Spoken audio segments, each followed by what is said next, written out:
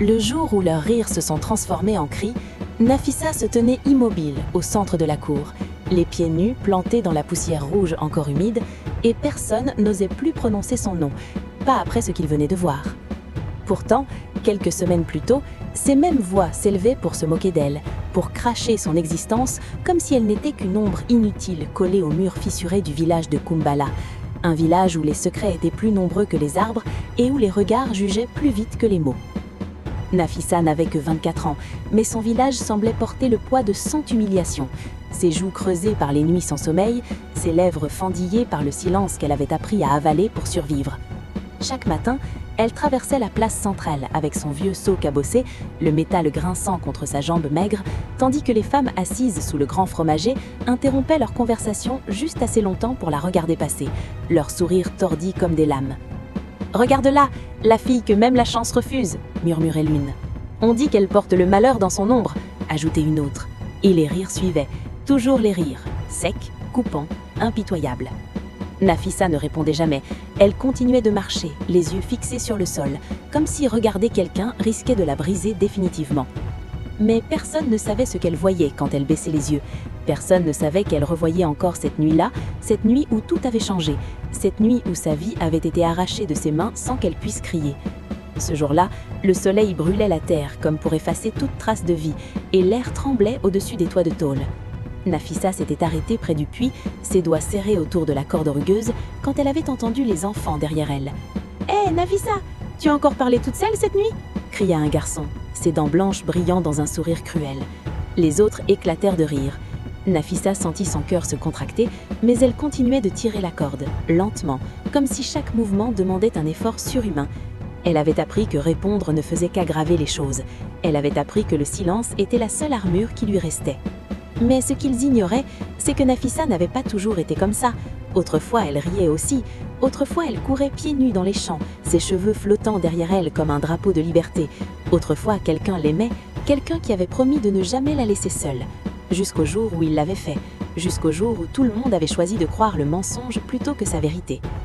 Depuis ce jour, elle était devenue une étrangère dans sa propre vie, et le village avait décidé qu'elle était folle.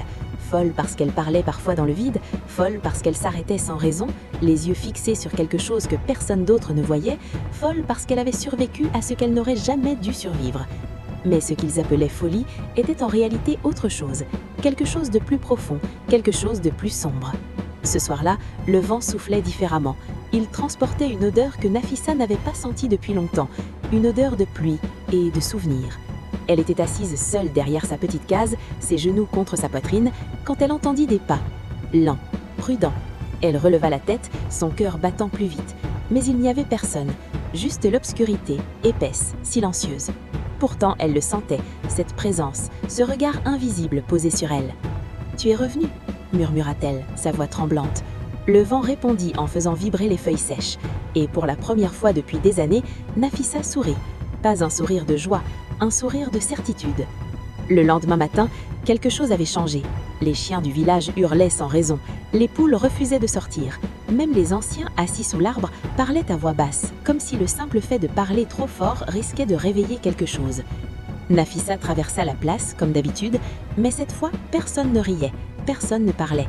Ils la regardaient, pas avec moquerie, avec malaise, comme s'ils voyaient enfin ce qu'ils avaient refusé de voir pendant toutes ces années.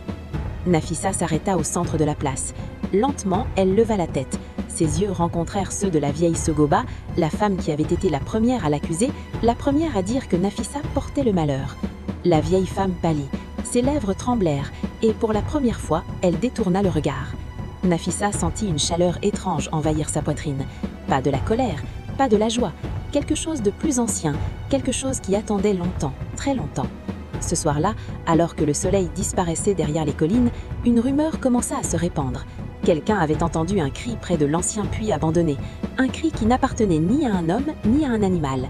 Et certains jurèrent avoir vu Nafissa debout à côté du puits, immobile, souriante, parlant à quelqu'un que personne d'autre ne pouvait voir.